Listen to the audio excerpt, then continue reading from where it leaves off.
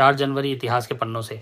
4 जनवरी 1881 को पुणे से लोकमान्य बाल गंगाधर तिलक ने मराठी समाचार पत्र केसरी की शुरुआत की। केसरी के माध्यम से तिलक ने स्वराज, स्वदेशी और राष्ट्रीय चेतना के विचार आम जनता तक पहुंचाए। यह अखबार भारतीय स्वतंत्रता आंदोलन में प्रेस की शक्ति और उसकी भूमिका का एक सशक्त प्रतीक बना।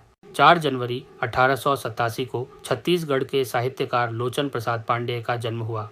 उन्होंने हिंदी और ओडिया भाषा में लेखन किया और भारतेंदु युग की साहित्यिक परंपरा से गहराई से जुड़े रहे।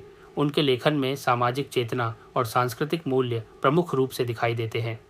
4 जनवरी 1892 को प्रसिद्ध अर्थशास्त्री और महात्मा गांधी के निकट सहयोगी जे.सी. कुमारप्पा का जन्म हुआ। उन्होंने ग्रामीण अर्थव्यवस्था, ग्राम उद्योग और नैतिक अर्थशास्त्र पर कई महत्वपूर्ण पुस्तकें लिखीं, जिनमें इकोनॉमी ऑफ परमानेंस विशेष रूप से उल्लेखनीय है। कुमारप्पा गांधी जी के ग्राम स्वराज के विचारों के प्रमुख सिद्धांतकार माने जाते हैं। 4 जनवरी 1906 को कोलकाता में विक्टोरिया मेमोरियल की आधारशिला रखी गई। यह स्मारक महारानी विक्टोरिया की स्मृति में निर्मित किया गया और ब्रिटिश औपनिवेशिक स्थापत्य शैली का उत्कृष्ट उदाहरण है। आज विक्टोरिया मेमोरियल भारत सरकार के संस्कृति मंत्रालय के अधीन एक महत्वपूर्ण ऐतिहासिक संग्रहालय है, जहां ब्रिटिश काल और स्वतंत्रता आंदोलन से जुड़े अनेक दस्तावेज और चित्र सुरक्षित रखे गए हैं।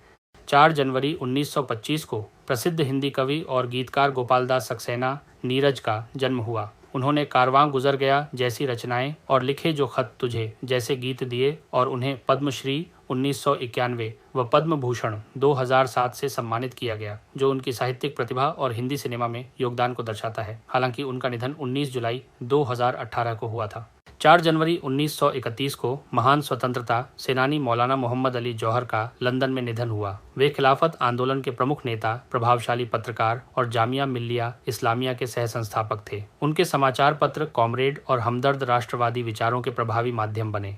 इसी दिन वर्ष 1931 में हिंदी सिनेमा की प्रसिद्ध अभिनेत्री निरूपा रॉय का जन्म हुआ।